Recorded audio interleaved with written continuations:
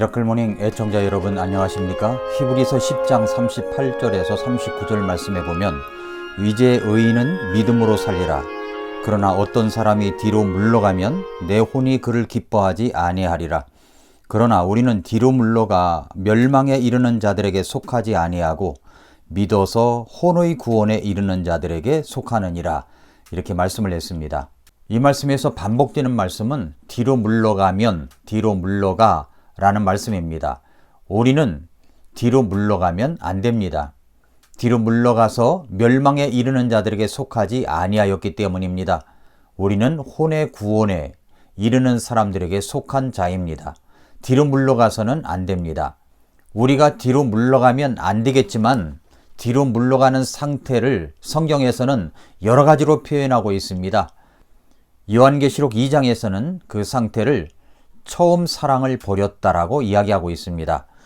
우리의 처음 사랑은 언제 시작됐습니까? 바로 우리가 하나님 앞에서 내가 죄인인 것을 깨닫고 예수님이 나의 모든 죄를 용서하신 구세주인 것을 확실히 알아 내가 믿고 영접하여 구원을 받을 때 그때 우리는 하나님과의 처음 사랑, 예수 그리스도와의 처음 사랑을 시작하게 된 것입니다. 우리는 그때부터 처음 사랑을 시작했습니다. 그때의 감동과 감격은 실로 엄청납니다. 그리고 우리의 신앙은, 우리의 믿음은 이제부터 그 첫사랑의 마음을 안고 살아가는 것입니다. 제가 지난 월 5일 날 서중에 있는 테라로사에 가서 코치를 만난다고 말씀을 드렸었지요. 그런데 그 서중에 가서 저는 베조스 레터라고 하는 한 권의 책을 통해서 베조스라고 하는 회장을 만나 코치를 받았습니다. 저는 그 책을 읽을 때 많은 인사이트를 얻었습니다. 거기서 저는 아마존 회장 베조스를 만났습니다. 세계 최고의 부자입니다. 그 부자가 말하는 내용을 통해서 코치를 받았습니다. 바로 스티브 앤더슨이 쓴 베조스 레터라고 하는 책을 통해서입니다. 그 책의 추천사에서 마이클 하야트는 말하기를 사람들이 비즈니스에서 빠르게 수익을 내기 위해 필요한 한 가지가 뭐냐고 물으면 나는 코치를 구하라 라고 대답을 한다 라고 했습니다. 그러면서 무엇이 좋은 코치인가? 좋은 코치를 이야기하는데 그들은 당신보다 더 멀리 나아갔고 당신보다 더 많은 것을 보았고 그리고 당신보다 더 흥미로운 방식으로 실패했고 그리고 당신보다 더 힘든 도전을 극복한 사람들이다 라고 했습니다. 그러면서 마이클 하야트가 말하기를 내가 그런 코치를 여러분에게 한 사람 소개한다면 그 사람이 바로 제프 베조스다. 아마존 회장 베조스다라고 이야기를 했습니다. 그래서 저는 그 글을 보고 내가 어떤 책을 만나든지 그 책을 통해서 주는 것들을 하나의 코치라고 생각해야 되겠구나 라고 생각이 들었습니다. 그래서 그날부터 저의 코치, 일일 코치였습니다마는 베조스 회장이 저의 코치가 되어서 여러 가지를 그분이 아마존 성공 전략 14가지를 이야기했는데 그 성공 전략을 배웠습니다. 스티브 앤더슨은 베조스 회장을 한 번도 만난 적이 없는 사람입니다.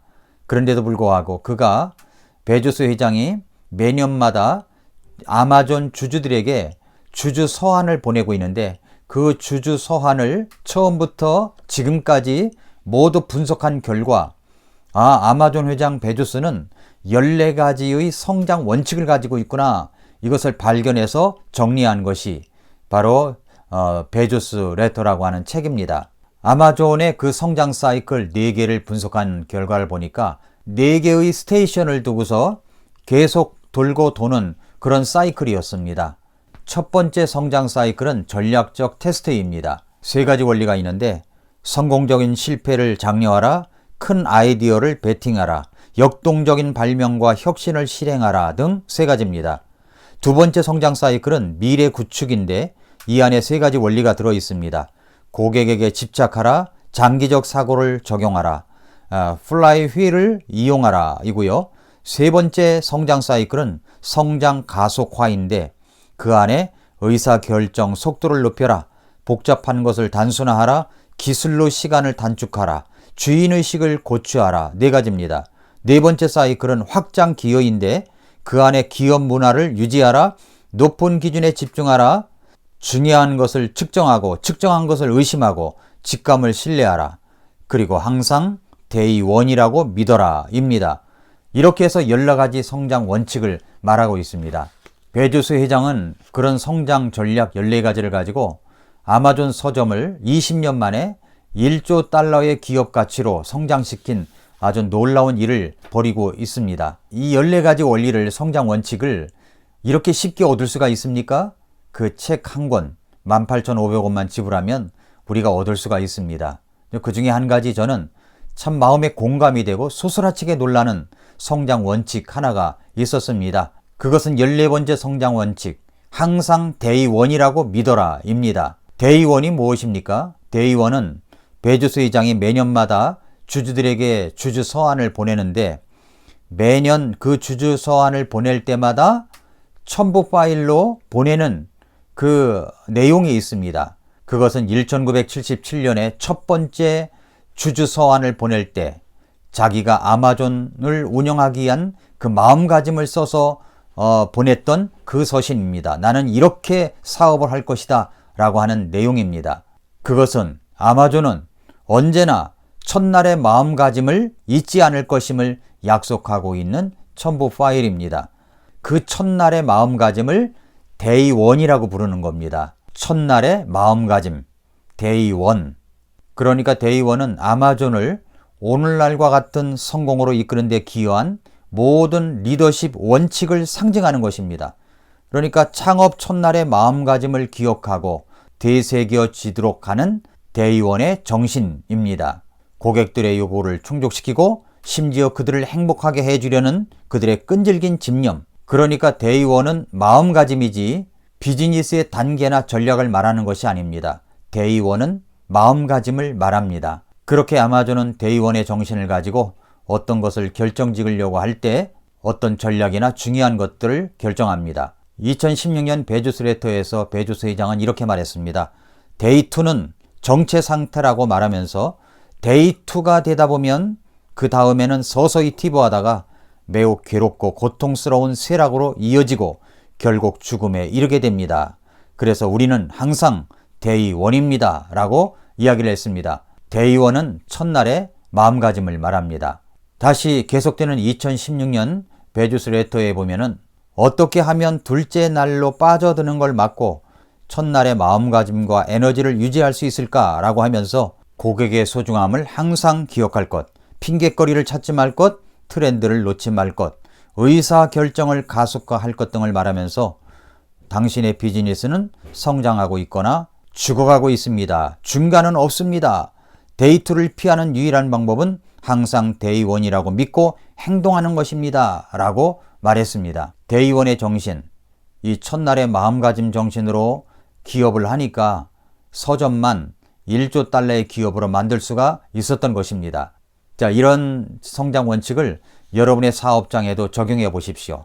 여러분이 직장 생활한다면 직장 생활에도 데이1의 정신을 한번 적용해 보십시오. 저도 이것을 가지고 인사이트를 받는 것이 꽤 있었습니다. 저는 오늘 이것을 가지고 어떤 영적 인사이트를 받았느냐, 이것을 말씀드리려고 합니다. 데이1의 정신은 사실 성경에서도 나오는 이야기입니다. 그것은 성경에서 이야기하고 있는 첫사랑을 이야기하고 있습니다. 요한계시록 2장 3장에는 사도 요한이 7교회에게 보내는 편지가 있습니다. 그 중에서 첫 번째 등장하는 교회가 바로 에베소 교회입니다. 에베소 교회는 2장 1절부터 3절에 보면은 에베소 교회가 얼마나 훌륭한 교회인가를 알 수가 있습니다. 요한계시록 2장 4, 5절을 보면은 그럼에도 불구하고 내가 너를 책망할 것이 조금 있나니 이는 네가 너의 처음 사랑을 버렸기 때문이라. 그러므로 네가 어디로부터 떨어졌는지 기억하고 회개하며 처음 행위를 하라. 만일 그리하지 아니하고 네가 회개하지 아니하면 내가 속히 네게 가서 네 등잔대를 그것의 자리에서 옮기리라. 칭찬할 만한 많은 것도 있었지만은 그럼에도 불구하고 그들을 책망할 수밖에 없었던 것은 바로 그들의 처음 사랑을 버렸기 때문입니다. 처음 사랑이 무엇입니까? 예수님을 만난 날을 이야기합니다. 예수 그리스도를 믿고 거듭난 날, 그때의 그 감동과 감격을 여러분 기억하십니까? 여러분은 오늘 밤 이 세상을 떠난다고 할지라도 천국 갈 수 있는 확신이 있습니까? 그 확신을 어떻게 얻었습니까? 내가 죄인인 것을 회개하고 예수님을 구주로 믿어서 구원받은 것이 아니겠습니까? 그 구원받은 날 잊지를 못하죠. 저는 1978년 5월 14일 날을 잊지 못합니다. 그때 어떤 분이 저에게 보내줬던 그 복음의 말씀을 가지고 정말 하나님 앞에 회개를 하고 예수님을 구주로 믿었던 그날을 잊지 못합니다. 그때부터 저는 하나님과의 처음 사랑, 예수 그리스도와의 첫사랑을 시작한 것입니다. 그런데 그 처음 사랑을 계속적으로 감동적으로 감격적으로 가지고 있느냐 하는 것입니다. 그것을 만약에 잃어버렸다면 우리 주님께서 책망하시는 그 말씀을 오늘 말씀을 들을 수 있어야 됩니다. 대의원의 정신을 잃어버리면 사업이 망한다라고 생각했던 베조스 회장의 그 인사이트를 기억하십시오. 우리 그리스도인들이 하나님과의 첫사랑을 잃어버린다면 우리의 신앙은 무너질 수밖에 없고 우리의 믿음은 땅에 떨어져 추락하고 말 것입니다. 그 처음 사랑이 얼마나 중요한지 에베소 교회 2장 1절부터 3절에 보면은 정말로 놀라운 칭찬할 만한 것들이 다 있음에도 불구하고 그럼에도 불구하고 너를 책망할 것이 있다고 말씀하신 것입니다. 처음 사랑이 그만큼 중요하다는 것입니다. 그래서 이렇게 권고합니다. 그러므로 네가 어디로부터 떨어졌는지 기억하고 회개하며 처음 행위를 하라 했습니다. 첫째, 어디로부터 내 신앙이 떨어졌는지 기억하십시오. 무엇 때문에 내 신앙이 바닥에 와 있습니까? 무엇 때문에 내 믿음이 점점 밑으로 내려가고 있습니까? 그것을 여러분 기억해 보십시오. 그리고 어디서부터 떨어졌는지 생각하고 회개해야 됩니다. 돌이켜야 됩니다. 하나님께로 다시 나와야 됩니다. 그리고 다시 처음 행위를 가지십시오. 이렇게 에베소 교회를 향해서 권면하고 있습니다. 사랑하는 애청자 여러분, 그렇다면 여러분은 어떠십니까? 여러분의 어떤 행위는 하나님께서 칭찬받을 만한 아주 많은 부분들이 있을지 모릅니다. 그러나 그 칭찬 속에서도 주님께서 책망하실 일이 있을지 모릅니다. 그러나 여러분, 처음 사랑을 한번 생각해 보십시오. 그 처음 사랑의 감격을 안고 어떤 일을 행하고 있습니까? 아니면 그저 내 자신을 만족시키기 위해서 어떤 일을 하고 있습니까? 주님의 일을 하고 있습니까? 구원받은 처음 사랑과 그 감격과 감동이 아직도 마음속에 열정적으로 타오르고 있습니까? 처음 사랑의 그 설레는 마음을 가지고 예배에 참석하십니까?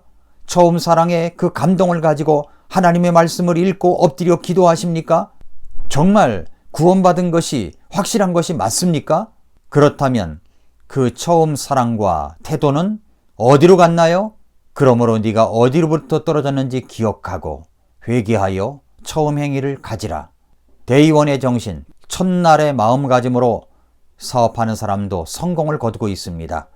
예수 그리스도를 믿고 구원받은 우리들이 처음 사랑의 그 마음을 가지고 우리의 신앙을 계속한다면 우리의 나머지 인생은 더 의미가 있고 보람이 있고 주님 앞에 서는 날 잘했다고 칭찬받는 저와 여러분들이 될 수 있을 것입니다. 아침마다 새롭다. 오늘도 미라클 모닝입니다.